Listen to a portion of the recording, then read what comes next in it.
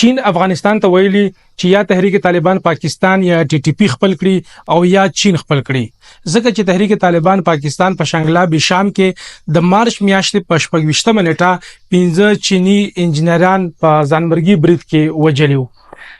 افغانستان د دې پوښتنې په جواب کې سویل دي او طالبانو د پاکستانی فوز ویان احمد شریف د خبري غونډې په محل په افغان طالبانو تور لګولو جواب سکړی دی. په دې اړه د ټولي خبرې تاسو ته په دې ویډیو کې شریکوم. زه ذاکر الله يم او تاسو ګورئ پښتو ډیجیټل. 13 ورځ د پاکستانی فوز ویان احمد شریف په اسلام آباد کې د خبري غونډې په محل په طالبانو تور پورې کړو چې تحریک طالبان پاکستان ته طالبانو په افغانستان کې پټ ځایونه ورکړي دي او هلته ورته مرستې ورکول کیږي او په پاکستان کې ترخګری خوري او په بشام شانګله کې د چینی انجنیرانو په وجنه کې د افغانستان لاس دی او ځانمرګي تعلق هم د افغانستان سره وو. بیا چین هم د پاکستان دغه خبره ومنله او چین با په دې اړه خپل تحقیق هم کړی وي. نو په سفارتي توګه یې افغان حکومت ته وویل چې په دې دواړو کې یو انتخاب کړي، که ترخګر خوخوي کوم چې ټي ټي پی یعنی تحریک طالبان پاکستان دی یا د چین ملګرتیا. د چین د افغان طالبانو حکومت سره ډېرې ښې اړیکې دي.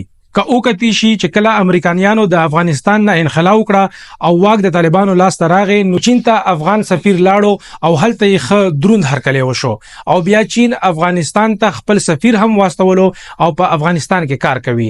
د سره چین په افغانستان کې خپل سرمایه هم لګوي او غواړي چې افغانستان د پرمختګ په لور لاړ شي. خو بلخو افغانستان هغه خلکو او هغه ترخګری ډلې ته مرسته ورکوي او ځان سره یې ساتي کوم چې د چین وګړي او انجنیران په نخښه کوي او وجني. راځو دې طرف ته چې د پاکستانی فوز ویان احمد شریف د تورونو او چین د خبرې جواب افغان طالبانو سکړی دی.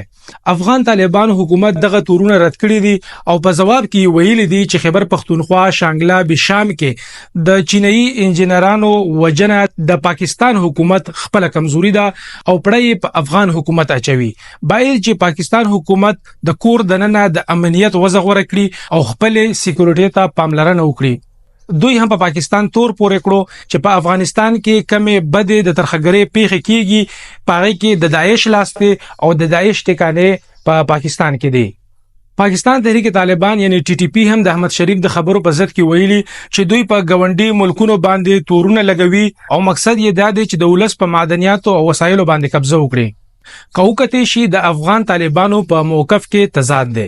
یو په لودوی پاکستان ته وایي چې تاسو سکیورټي کمزوري ده او د کور د ننه تاسو د امن وضع غوړه کوي او خپل سکیورټي ته پاملرنه وکړي. خو بل طرف دوی دغه تور په پاکستان لګولې دي چې داعش په پاکستان کې دی او د پاکستان نه افغانستان ته راځي او ترخګری خوري.